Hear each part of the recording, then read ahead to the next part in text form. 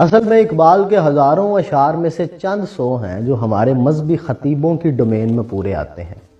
وہ بیچارے کیا سنائیں آپ کو، اس سے ہٹ کے کچھ ان کی اپنی مجبوریاں ہیں اور پھر کچھ کنسرن بھی تو ہیں نا ان کے، اس لیے وہ بڑا نپا تلا سا اقبال سناتے ہیں، وہ جو ان کے اپنے عقیدے اور اپنے نظریے پہ پورا اترتا ہے، وہ والا اقبال۔ وہ بھلا پاگل ہے کہ اس سے ہٹ کے کچھ اور بتائیں، مطلب ہاتھ الجھے ہوئے ریشم میں پھنسائیں اور پھر سوچیں بیچارے کہ اب کون سے دھاگے کو جدا کس سے کریں، کیونکہ یہ گتھی پھر وہ سلجھا نہیں سکیں گے نا۔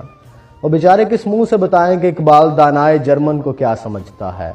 شیکسپیئر کو کیا کہتا ہے، وہ مارکس کو کہاں لے کے جاتا ہے، شوپن ہائر کے بارے میں کیا فرمانا ہے جناب کا، ہیگل اور کانٹ کی اتنی پذیرائی وہ کیوں کرتا ہے، افلاطون اور سقراط کی اتنی عزت کیوں کرتا ہے۔ آئنسٹائن نے جب تھیوری آف ریلیٹیوٹی پیش کی نا، تو اقبال نے اس کی پذیرائی کس حسین انداز سے کی، پوری نظم لکھ ڈالی اس کے اوپر۔ حکیم آئنسٹائن جلوائے می خواست ماند کلیم ناصبور، تا ضمیر مستنیر او کشور اسرار نور، از فراز آسماں تا چشم آدم یک نفس، زود پروازے کے پروازش نیا ید در شعور۔ یعنی وہ حضرت موسیٰ علیہ السلام کی طرح بےتاب تھا،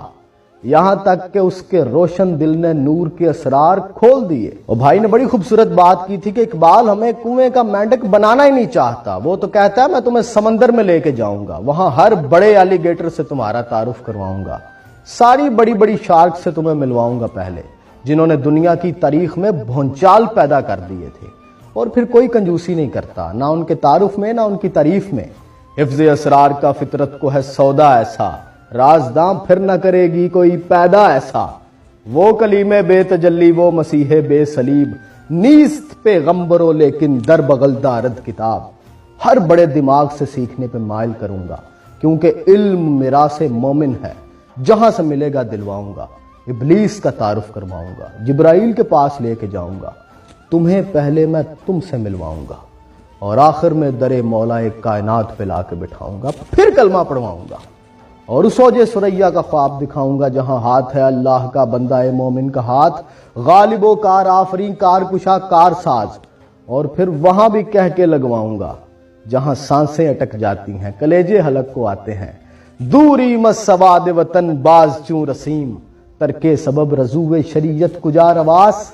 خندیدہ و دستے خویش با شمشیر برد و گفت، اور پھر نعرے لگواؤں گا ہر ملک مل کے ماست کے مل کے خدا ماست۔ 150 سے زیادہ مغربی مفکرین ایسے ہیں جن کے بارے میں اقبال فرماتے ہیں کہ انہیں ضرور پڑھو، سمجھو ان کو۔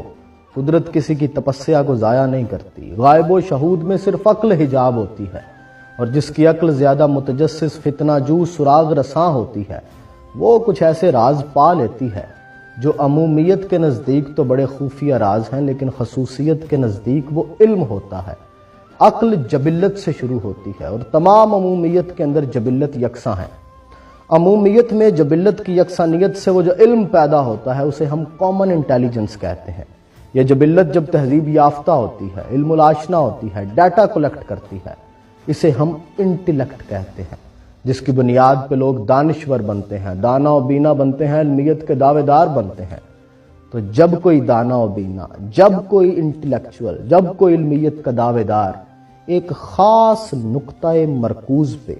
ایک خاص وقت کے لیے اپنی پوری عقل استعمال کرتا ہے، فوکس کرتا ہے،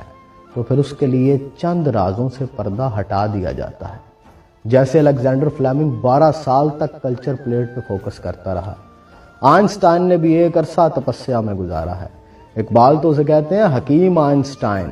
اور کہا کہ اگر تم نے اس کو اگنور کر دیا تو اگلی صدیوں میں قدم رکھنا تمہارا محال ہے۔ منچ گویم از مقام آ حکیم نقطہ سنج،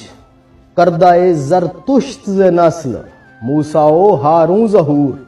یعنی میں اس دانا سائنسدان کے مرتبے کے بارے میں کیا کہوں، یوں سمجھ لو کہ وہ ایک اور زرتشت ہے جس نے موسیٰ و ہارون کی نسل میں ظہور کیا ہے۔